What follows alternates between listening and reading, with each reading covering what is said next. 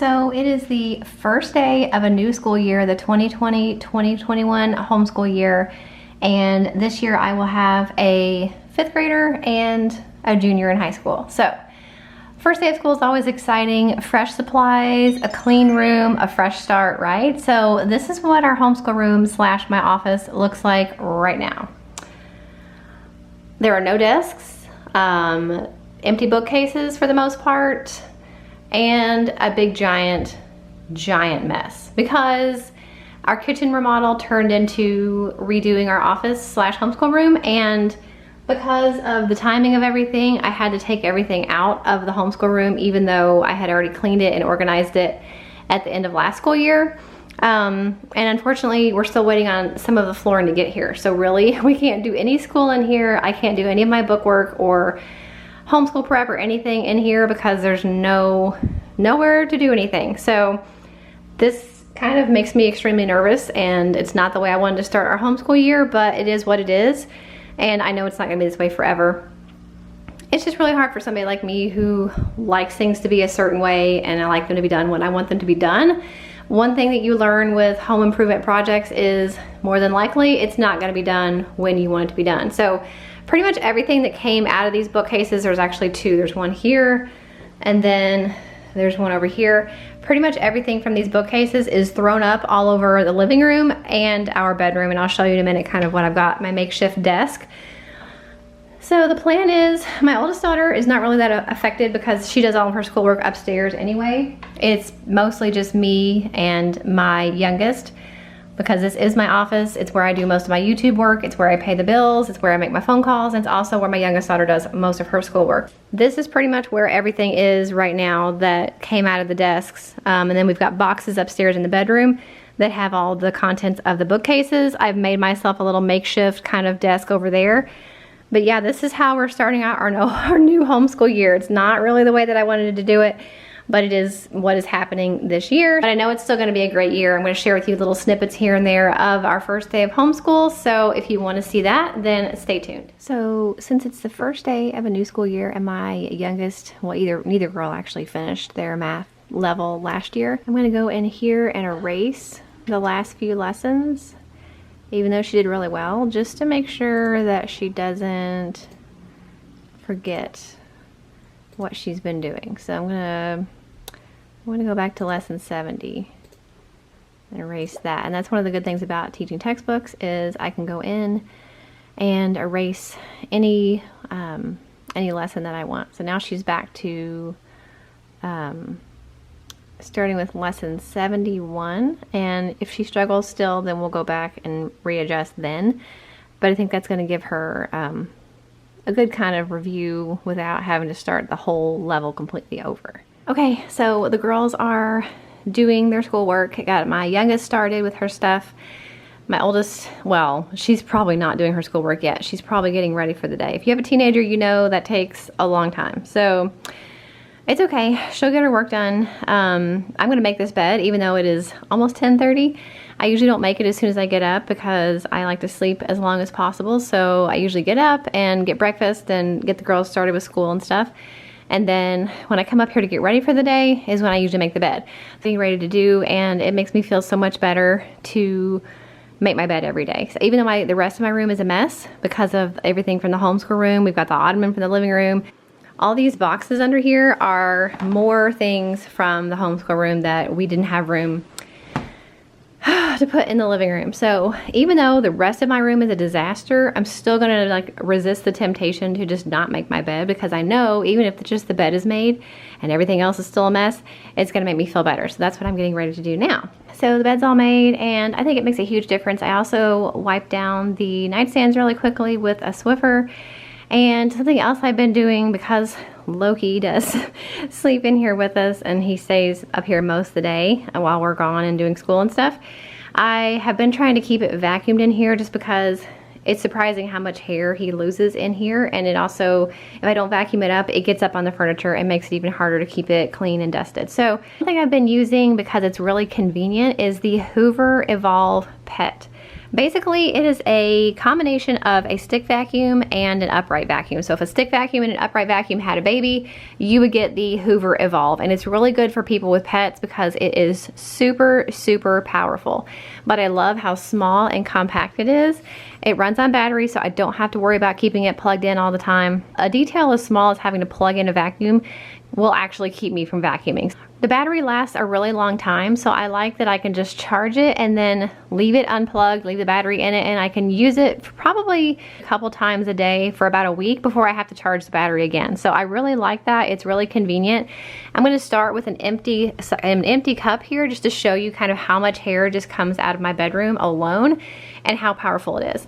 So bedroom is all vacuumed, and this is the amount of hair that came out of the carpet. And it's not like I have not vacuumed in here in forever. It's only been a few days. I'm super impressed with it. I really, really like it. It's really easy to switch between modes. So if I'm vacuuming the carpet and I decide that I want to go do a floor and don't use the brush, or if I want multi-surface, like I'm going to take it to my bathroom, I can just leave it on multi-surface and it will go from carpet to hard floors back to carpet. So super versatile. I love having lots of different vacuums for lots of different purposes, and I like that this one is really, really convenient because it does go from one surface to the other. It is really powerful on carpet, but it is really lightweight and sleek and perfect for people who have pets. So I'll link in the description box for you guys if you're interested. But it is 11:19 and I'm ready for the day. I'm actually waiting for a phone call with a brand. I see YouTubers say that all the time and I think, oh, that sounds so fancy. So I have phone conversations with brands quite often. It doesn't seem as exotic when I say it as when other people say it, but I do have that call coming in here in the next 10 minutes or so. So I'm gonna try to sit down and have a little check-in with you guys about today. Like I said, we had, first day of homeschool, obviously. It's a very unfortunate time to be starting school just because of the state of the house right now. And I would be lying if I said I wasn't overwhelmed by the mess in itself. Stresses me out. But then also just the steps of things that have to be done. Like anytime you've done a home project, you may know that like there are certain things that have to be done first before you do something else. And a lot of times it's not on your own time. It's working around contractors or products coming in, and it's been really hard to get products because of companies and factories not making or shipping things right now. So that's been a struggle. We had damaged appliances that were new that we had to go back and like start over and pick out all new appliances. So all this stuff happened because we were redoing the kitchen and we decided to go ahead and match the flooring from the kitchen into the office because it was going to be different flooring. And originally I was like, well, that's okay, it doesn't need to be the same. And then I decided that I really wanted it to match. Since the homeschool room office is attached to the kitchen, I really wanted it to just be one consistent floor and kind of flow through seamlessly. So in order to do that, we had to go ahead and take everything out of the homeschool room, which you guys saw, everything is a mess. And it's been really hard to deal with. It's been going on for a few weeks. I realize this is not a major issue. It's actually a good thing that we're able to do this, but it's still stressful and overwhelming, and it is really hard in the middle of all that to try to homeschool. I can't find half the books we need. Try to get my youngest daughter set up with her BJU Press Science online. I couldn't find her workbook. Turns out it was where it was supposed to be, but who would think to look there? So finally got her situated and ready, but I know it's not an ideal situation for me. It's definitely not an ideal situation for the kids. And I learned and was reminded this morning that we're gonna have to get another laptop because we have my desktop, which my youngest daughter uses a lot. And then my oldest daughter has been using my laptop. She used it last year too, but like she's got even more classes online this year. Her first dual credit college class today, even though she's a junior, she's doing a college class. That's all done online. Like I'm never gonna have my computers available to me, and I need them to work. I need them to pay bills. I need them to, do things with companies. I need them to edit. So I think here in the next few weeks, we're probably gonna have to try to get a laptop. Also today, it's just the way their appointments fell. The girls have their well visit annual exams, and I don't want to reschedule those just because we've had that appointment for a long time, and well visit exams book out like a year in advance. All that going on in the house and not enough computers, and then a doctor visit thrown in there, and then also me trying to work and having a phone call. And this is why I made the video I did a couple weeks ago about how to work from home and homeschool.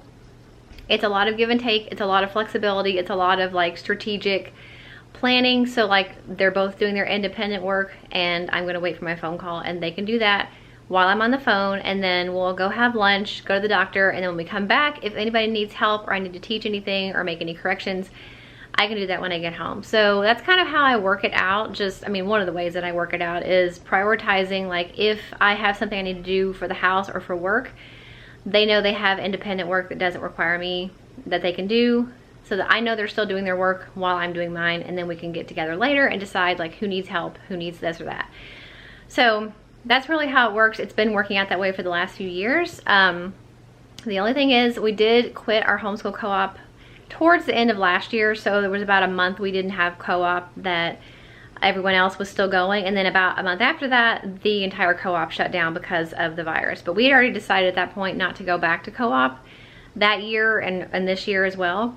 And the one downside of that, and there's several downsides, the girls do like it and everything, but the one downside for me as a work-at-home mom is that was 3 hours a week that I had. The girls were entertained, they were busy, they were learning, they were having fun, that I was able to make phone calls or edit videos, go back and forth with brands, do things like that.